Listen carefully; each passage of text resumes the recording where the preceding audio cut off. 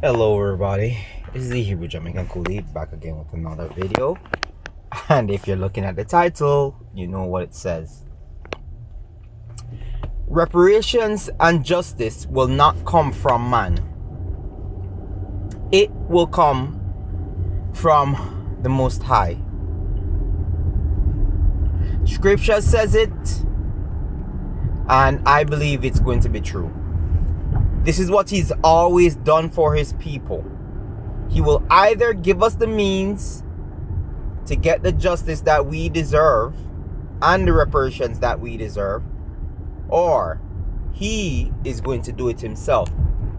Think back to Egypt and what happened to Egypt because they did not want to give you the justice you deserve or the reparations that you asked them for, because they did ask them for gold.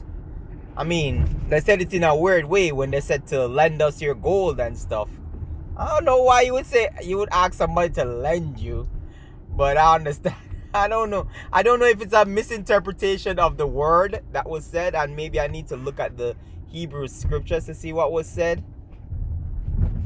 But I don't think they say to lend us gold. I think they said to give us your gold as a reparations for the suffering that we have suffered for 400 years. You know? So, my point is this, people.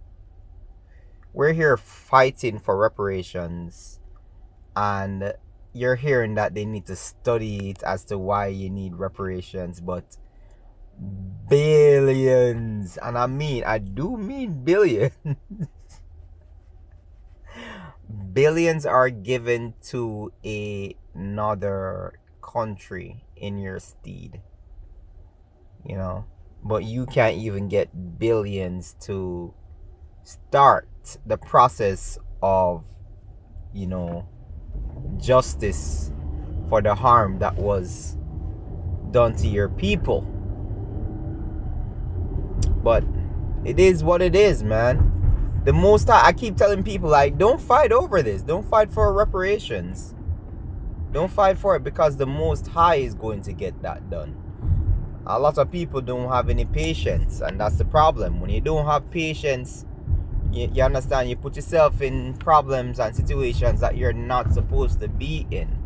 And I, as a young man, did a lot of that type of foolishness where I was not a patient person, and I put myself in situations that I could have avoided if I was a more patient person. And I do have a problem with that from time to time, with being impatient. Even though I look at my students all the time and tell them that they need to be patient when they do certain skills, or, you know, their timing is off because they're not a patient child, etc. And I curse them to the bone and tell them, say them not listen, and them need to be patient, them need to know how to wait for the certain skills, etc. And it just seems so hypocritical that I, as their coach, at times in my life, or certain times, have not been patient when I believe I should have been patient. You know, we need to be patient, and we need to trust in the Most High. And as a matter of fact, reparations is not what our thoughts should be on right now. Our thoughts should be getting your house in order, getting yourself ready, because the time is drawing nigh when we're going to hear, "Come out of her, my people," and that will be the time that we have to start preparing ourselves to protect ourselves and getting ready for something catastrophic. All right? So right now, I wouldn't even think about reparations, because you look at what's going on, it's not happening. They're not going to give it to you. They've showed you their hands time and time again, and it would be foolish of you to trust them. It would be foolish of you to trust them. You understand? Fool me once, shame on you. Fool me 600 times, or fool me 700 times, or fool me 1,000 times, shame on me. Because why would I sit down and allow you to constantly fool me and constantly believe that you are going to do what you say you're going to do, which you have never done for the longest while? You know, you still can't get a black hate bill, but you can get Asian hate bill. You understand? So, you know what I'm saying? I would really and truly forget about it and just start preparing for the collapse that is coming, that nobody is denying at this point in time. They're just not saying it loud enough. We all know it's coming. We all know it's coming, but the media just isn't saying it loud enough. You hear the media like give like certain talking points to it, like a minute or two when they talk about it. They bring on an expert to talk about it. But you never hear them outrightly say, hey, a financial collapse is going to happen and you need to prepare. Because they know that a lot of people rely on the data that the media pushes out, because they think that the media is actually reliable in truth, and that, you know, the media is not going to steer them wrong. So if the media is not talking about it, then it means that it's just a conspiracy and it's not going to happen. And that's something that we have to be extremely careful of. Like, when you're putting your whole trust in a media entity, thinking that all they tell you is the truth, then man, that's a huge problem. You understand? Because what if the media never says anything about it, and then it happens like even today or tonight? Then what are you gonna say when you didn't prepare yourself for it? Are you gonna blame the media that no longer exists? Are you gonna blame the people who basically, you know, are scripted to speak every single night? Who are you going to blame? Who are you going to blame for not telling you to prepare for the collapse that is coming? Who are you going to blame? Because you have a lot of YouTube people, a lot of financial analysts on YouTube, a lot of accountants, a lot of people who really delve deep, way much more research than I could have ever done is done on the financial collapse.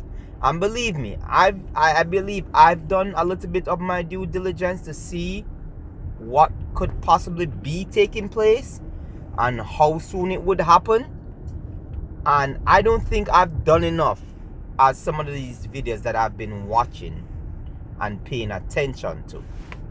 You understand? I think I've done like 5% or even less than that compared to what I've seen on the internet about the financial collapse, how we got to this spot, how long before it may happen, what the time frame, looking at the time frame of where it could happen between here and here, what it's going to look like when it starts collapsing, etc, etc, etc.